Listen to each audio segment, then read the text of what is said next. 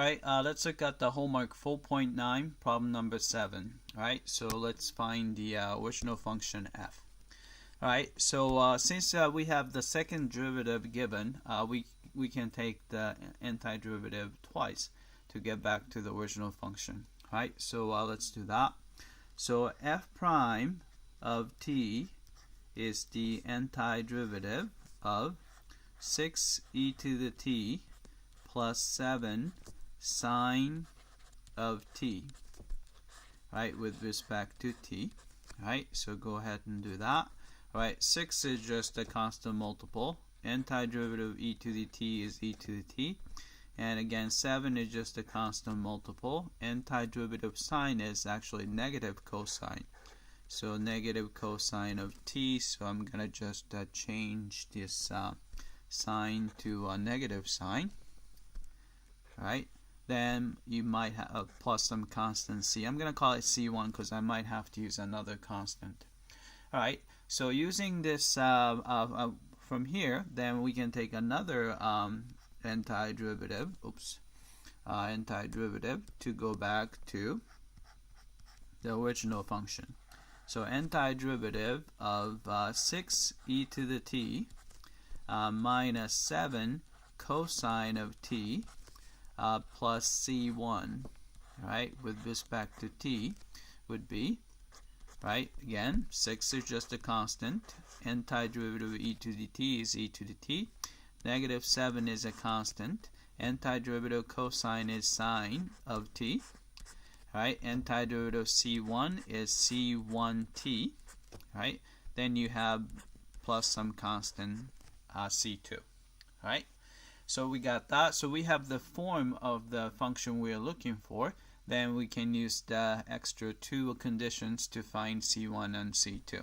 Alright, so let's plug in t equals 0. Alright, if you plug in t equals 0, so e to the 0 is actually 1, so it's going to be 6.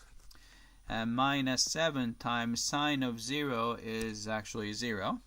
And c1 times 0, so it's 0. Plus c2. Right, this is supposed to be equal to 0. So which means that this is going to be subtract 6. c2 is going to be negative 6. Right, so we found c2. So we try f of pi.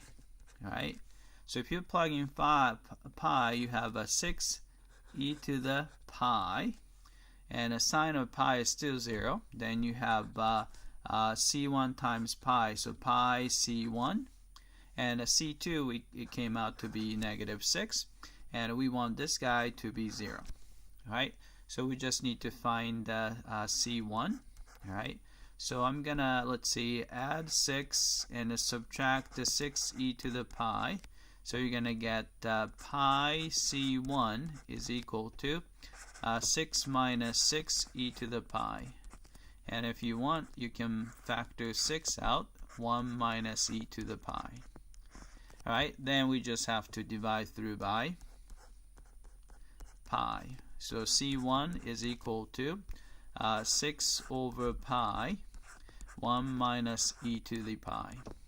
Alright, so therefore, the function we're looking for, we have everything we need.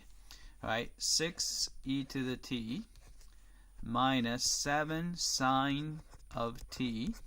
Alright, c1 we just found that it's a 6 over pi 1 minus e to the pi t, and a c2 is negative 6.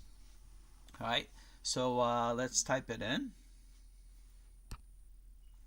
Alright, so we have 6 e to the t minus 7 sine of t, right? Then we have a plus 6 over pi 1 minus e to the pi of t times t minus 6. Alright, so let's double check, submit for testing. Alright, it came back and looks like we got this one correctly. Alright, that's it. I hope that this was clear.